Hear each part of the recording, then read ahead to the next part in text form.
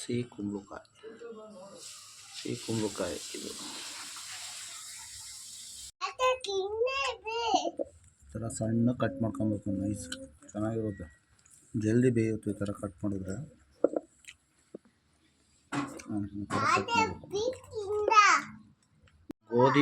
ಗೋಧಿ ಹಸಿ ಹಿಟ್ಟಿದು, ಗೋಧಿ ಹಿಟ್ಟಲ್ಲಿ ಚಪಾತಿ ಕಲಿಸ್ತಾ ಇರೋದು.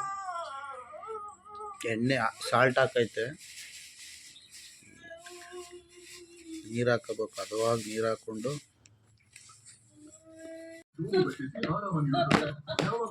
ಆಯ್ತು, ನೀಟಾಗಿ ಆಗಿದೆ.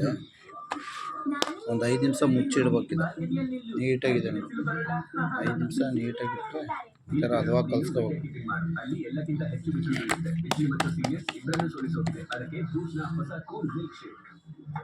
5 ನಿಮಿಷ ಅದು ಮುಚ್ಚಿಬಿಟ್ರೆ ಒಂದು ಪ್ಲೇಟ್ ತಗೊಂಬ.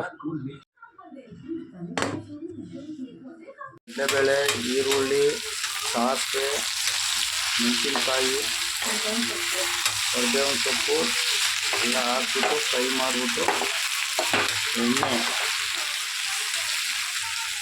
ಎಲ್ಲ ಸಣ್ಣ ಉರಿಲಿ ನಿಧಾನಕ್ಕೆ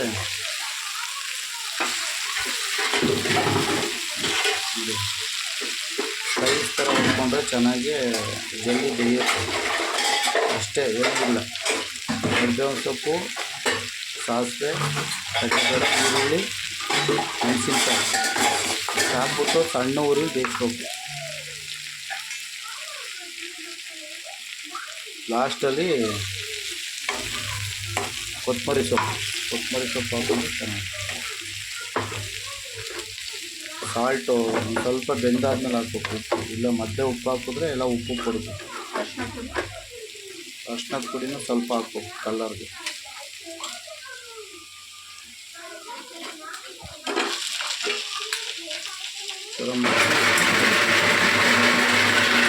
ಲಾಸ್ಟಲ್ಲಿ ಕಾಯಿ ತುರಿ ಹಾಕ್ಬೇಕು. ಸ್ವಲ್ಪ ಕಾಯಿ ತುರಿ ಹಾಕ್ಬಿಟ್ರೆ ಚಪಾತಿ ಕುಂಬಳಕಾಯಿ ಪಲ್ಯ ನೋಡಿ ಹೇಗಿದೆ. ಕಾಂಬಿನೇಷನ್ ತುಂಬ ಚೆನ್ನಾಗಿರ್ತದೆ. ಮಾಡ್ಕೊಂಡು ಟ್ರೈ ಮಾಡಿ ನೀವು.